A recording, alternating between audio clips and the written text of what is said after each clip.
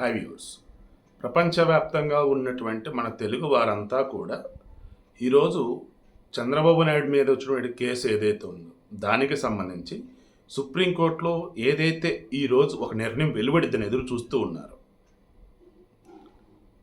అందులో చాలామంది ఫుల్ కాన్ఫిడెంట్గా ఉన్నారు, అది చంద్రబాబుకి ఫేవర్గా వచ్చిద్ది అని. బట్ కొంతమంది మాత్రం జడ్జిలు కదా, ఏదో ట్విస్ట్ ఉండిద్ది అని చెప్పేసి అనుకున్నారు. ఆ కొద్దిమంది ఎవరైతే ఉన్నారో వాళ్ళు కొంచెం గట్టిగా అనుకున్నట్టుగా ఉన్నారు. ఫిదా మూవీలో ఆమె సాయి పల్లవి అంటది, గట్టిగా అనుకో అవుతుందిలే అంటది. అలా వాళ్ళు ఎవరు కొంచెం గట్టిగా అనుకున్నారు. దాంతో ఏమైంది, కనుమ పండుగ రోజు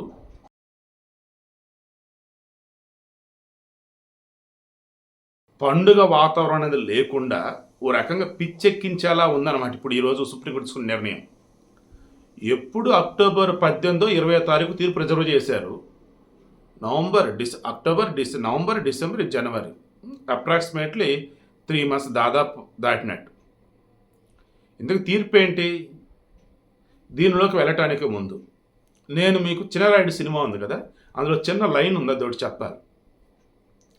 ఆ సినిమా స్టార్టింగ్లో పేర్లు పడటానికి ముందు అన్నట్టు అనుకోవచ్చు. అయితే పేర్లు పడేటప్పుడు అనుకో స్టార్టింగ్ 5 minutes వచ్చింది అంత కూడా. పిఎల్ నారాయణ, ఆయన ఒక కోర్టు జడ్జి, కారులో వెళ్తూ ఉంటే ఆ కారుకి ఏదో ప్రాబ్లమ్స్ మీద ఆగుతుంది. ఈలోపు జనాలు తండోపతండాలుగా వెళ్తుంటారు. ఎక్కడికి ఏంటని చెప్పేసి అంటారు. ఈరోజు చంద్రరాయుడు గారు తీర్పు చెప్తున్నారు అని చెప్పేసి అంటారు. ఇంతమంది వెళ్తున్నారంటే ఆ తీర్పు ఏంటో చూడాలయ్యా అని చెప్పేసి ఆ డ్రైవర్ని ఆ తీర్పు చెప్పే ప్లేస్కి తీసుకెళ్ళమని అంటాడు. అక్కడికి వెళ్తారు. అప్పుడు ఏంటి, అసలు అక్కడ ఏ కేసు నడిచిద్దా ఏంటని చెప్పేసి చాలా ఆసక్తి అనేది ఉంటుంది పిఎల్ నారాయణ జడ్జికి. కేసు స్టార్ట్ అయింది, అఫ్కోర్స్ ఊరిలో అనుకోండి.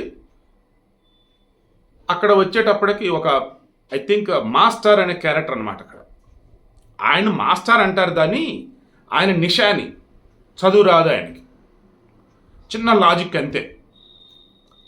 ఆ కేసుకు సంబంధించి ఆయన మాకు డాక్యుమెంట్ రాసిచ్చాడు, ఆస్తి ఆయన సంతకం ఉంది, అదే నిధంగా మొత్తం చెప్తుంటే విలన్ తాలూకు వాళ్ళు ఇక్కడ చిన్నరాయుడు తీర్పు చెప్పి అతను వచ్చేసి మొత్తం చూసేసి ఒక్కొక్క పాయింట్కి తేల్చి అవతలేస్తాడు. ఏమని, ఆయన అందరూ మాస్టర్ అంటారు కానీ అతను మాస్టర్ కదా, చదివే రాదు, అలాంటప్పుడు అతనితో నీకు డాక్యుమెంట్లు రాసిస్తాడు, నీకంటే సంతకాలు పెడతాడు, సో ఇది ఫ్రాడ్ అని చెప్పేసి అంటాడు. Case close.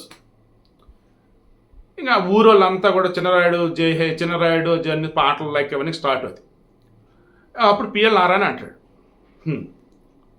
మనకి కనీసం 15 ఏళ్ళైనా పట్టే కేసు అయ్యా ఇది, ఇతను 5 నిమిషాలు 10 నిమిషాలు 15 నిమిషాలు తేల్చేశాడు అని ఒక డైలాగ్ అనమాట.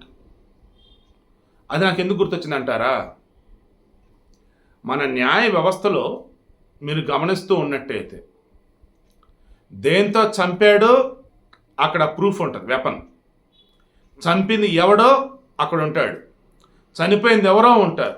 కానీ సంవత్సరాల తరబడి విచారణ, ఈలోపు దిగువ కోర్టు వచ్చి శిక్ష వేసిందనుకుందాం. పైన జిల్లా కోర్టు నుంచి హైకోర్టు నుంచి సుప్రీంకోర్టు, మరలా సుప్రీంకోర్టులో వచ్చేసి మరలా రివ్యూ అని చెప్పేసి, ఆ తర్వాత మళ్ళీ క్షమాభిక్ష అని చెప్పేసి, తర్వాత కోవారెంట్ అని ఇంక సమయం ఉంటాయి నానా రకాలుగా. మీకు ఇది సింపుల్గా చెప్పాలంటే నిర్భయ కేసు ఉంది కదా, అందులో దోషులు వాళ్ళని తేలిన తర్వాత కూడా ఆ శిక్ష అమలుపరచడానికి, వాళ్ళు గురిశిక్ష వేయడానికి దానికి ముందు ఎంత తతంగా ఉందో మనంతా చూసాం కదా. ఇప్పుడు ఎంత ఎందుకు చెప్పానంటారా, చంద్రబాబు కేసుకు సంబంధించి కూడా ఆయన మీద పెట్టినటువంటి కేసు ఏంటి, దానికి 17A అప్లై అయిద్దా కాదా? 17A అప్లై అయితే ముందస్తుగా గవర్నర్ దగ్గర పర్మిషన్ తీసుకోవాలి, ఇతను విచారించాలన్నా అరెస్ట్ చేయాలన్నా అదుపులోకి తీసుకోవాలన్నా. దట్స్ ఇట్, అంతే. ఈ 17A అన్నది ఎప్పుడు తీసుకొచ్చారు, 2018లో వచ్చింది చట్టం. ఇప్పుడు ఈయన మీద నమోదైనటువంటి కేసు ఎప్పుడుది, మన 2021 డిసెంబర్ 9 అనుకుంటా. 2018 తర్వాత కదా 2021 వచ్చేది.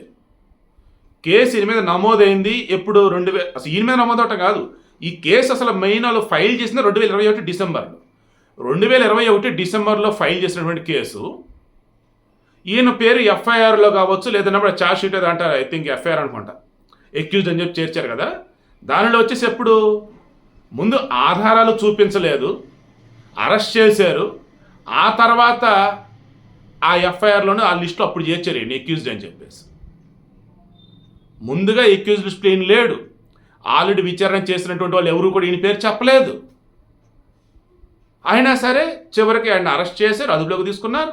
ఆ తర్వాత వచ్చేసేమో దిగువ కోర్టు, పై కోర్టు, చివరికి సుప్రీంకోర్టు దాకా వస్తే సుప్రీంకోర్టు వచ్చేసి విచారణ జరుపుతూ ఏమన్నారు, ఇక్కడ 17A నాకు అప్లై అవుతుంది, అలాంటప్పుడు నా మీద పెట్టిన కేసులు ఏవైతే అసలు ఇవి చల్లవు కదా, సో క్వాష్ చేయండి, దట్ మీన్స్ కేసు కొట్టేయండి అన్నారు.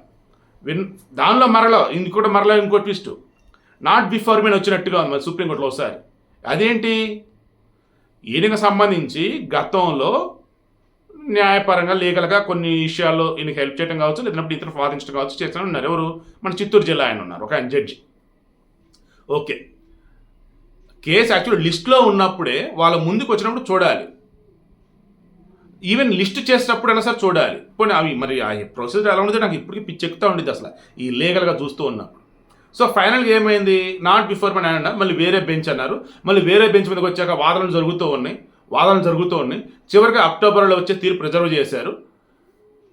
రిజర్వ్ చేసిన తర్వాత ఇంకో 5 రోజులు చెప్తారు, 10 రోజులు చెప్తారు, 15 రోజులు అనుకున్నారు, నెల అన్నారు, 2 నెలలు, ఇప్పుడు 3 నెలలు దాటేసి ఇది ఇప్పుడు తీర్పు ఏమని. ఇందులో ఇద్దరున్నారు జడ్జిలు, ఒకళ్ళు అనిరుద్ బోస్ గారు, ఈయన పశ్చిమ బెంగాల్ చెందిన వ్యక్తి, కలకత్తా హైకోర్టుకి జడ్జిగా చేశారు, జార్ఖండ్ హైకోర్టుకి చీఫ్ జస్టిస్గా చేశారు. ఓకే, ఈయన ఇప్పుడు సుప్రీంకోర్టులో న్యాయవాది జడ్జిగా ఉన్నారు. ఓకే, న్యాయమూర్తి. తర్వాత బేలా త్రివేది గారు, ఈమె వచ్చేసి మహిళ, ఈమె వచ్చేసి గుజరాత్ బై బర్త్, ఈమె వచ్చేసి గుజరాత్ కోర్టుకు చేశారు, తర్వాత రాజస్థాన్ కోర్టుకు కూడా చేస్తున్నారు, ఇది హైకోర్టుకి జడ్జిగా చేస్తున్నారు, ఇప్పుడు సుప్రీంకోర్టులో జడ్జిగా ఉన్నారు.